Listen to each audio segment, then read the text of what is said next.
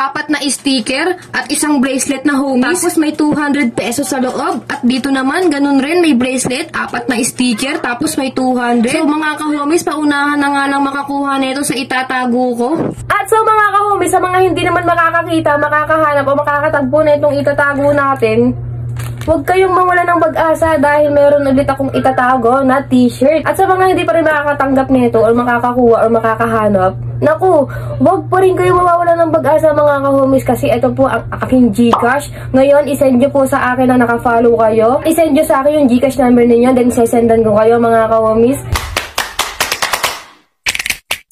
So habang kumakain nga ako, may pumunta nga ditong bata. Isa nga lang siya, kaya nga dalawa yung binigay ko sa kanya. At pagkatapos nga, dumating siya na may kasama na siya. Kaya nga tig-isa na lang yung binigay ko sa kanila. At ayan, pinag-hello ko sila. Ngayon, nakala nga nung bata, dalawa rin ibibigay ko sa kanya. Tapos sabi ko nga, tig-isa na nga lang sila. Kasi nga, dalawa lang sila. Naaawa kasi ako kapag mag-isa lang yung pumupunta dito, nag-e-effort talaga na manghingi ng sticker ko. Pagkatapos, pumasok nga ulit ako sa kwarto para nga ulit magkain dito. At ayan nga yung uulamin ko, yung tira namin kagabi ni Cassandra na ulam. Hindi pa nga siya nauubos kasi nga sobrang anghang niya, walang kakain neto. Kaya pinagtsagaan ko ng aling na kumain din neto. Kasi nga kaysa bumili pa ako, meron naman ditong ulam. Sobrang anghang nga netong gawa ko. Pero sobrang sarap nga niyan mga ka-homies. At dito naman, dumating nga yung parcel ko yung nakaraan. Tapos ito nga pala yung mga beads na puro letra at puro beans. So mga ka-homies, may balak nga kasi akong gawin dyan. Gagawa nga ako ng bracelet dyan na homies. Kasi parang nauuso nga to. Marami nagbibigay sa akin ng ganito. Puro dyan yung binibigay. Kaya ngayon ako naman yung magbibigay neto. At homies naman yung nakalagay dyan. Sobrang liliit lang pala neto. Kaya wag natin bababayaan na mahulog to kasi parang hindi na natin makukuha to. Sobrang liit kasi niya tapos nakatago siya sa pinaka-ilalim talaga kapag nawawala siya. At ayun mga komis, nakagawa na nga. Hindi nga ako marunong gumawa niyan kaya nga pinagawa ko sa pamangkin ko. Tapos mga komis, meron nga pala ditong 4 na sticker at dito 4 din na sticker at dito naman meron ako ditong 400 para naman sa ipamimigay natin. Siguro alam niyo na nga yung tinutukoy ko dyan. At ito naman yung gawang bracelet tapos may dalawang plastic dito na paglalagyan natin ng 4 na sticker. 4 nga yung ilalagay ko dyan mga komis.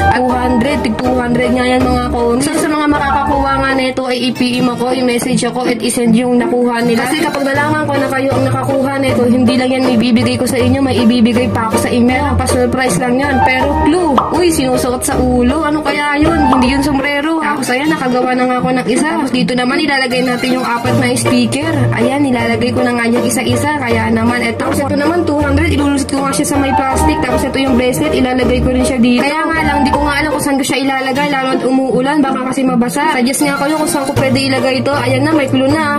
At so mga ka-homies, sa mga hindi naman makakakita, makakahanap o makakatagpo na itong itatago natin, huwag kayong mawala ng pag-asa dahil meron ulit akong itatago na t-shirt at meron siyang more sticker. So wala siyang pera kasi ang dami niya ng sticker. At sa mga hindi pa rin makakatanggap nito or makakakuha or makakahanap, naku, huwag pa rin kayo mawawala ng pag-asa mga ka-homies kasi ito po ang aking Gcash. Ngayon, isend nyo po sa akin na nakafollow kayo at isend nyo sa akin yung Gcash number ninyo, then sesendan ko kayo mga ka-homies.